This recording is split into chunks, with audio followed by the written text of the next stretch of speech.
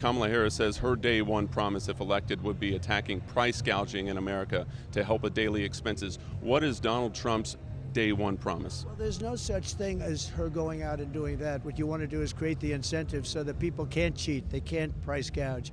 And the way you do that is drill for oil and get everything down, and all of a sudden people can't do that. They can now because there's such a scarcity of everything. You can price gouge. But when there is an abundance of everything from food to oil and gas, from energy of every kind, there'll be no price gouging. There won't be, because there won't be any way they could get any money for it. Western North Carolina is filled with beautiful farms, strawberries, watermelons, Christmas tree farms. It is reliant on migrant workers. How do you balance strict border enforcement and make sure that these farmers are taken care of? Well, we want a lot of people to come in. We just want them to come in through a legal system. We want to make sure they're not murderers, they're not drug dealers and all of the people that are pouring in right now. A big percentage of the people that are coming in right now are major criminals coming out of jail. I want, and I fully understand your question, I want people to come in, but they have to be checked, they have to be vetted.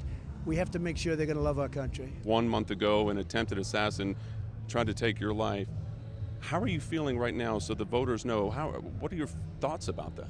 Well, it was a terrible thing. It was amazing. God was watching over me because it was a miracle. If I didn't turn a certain way at a certain time, it was, no chance.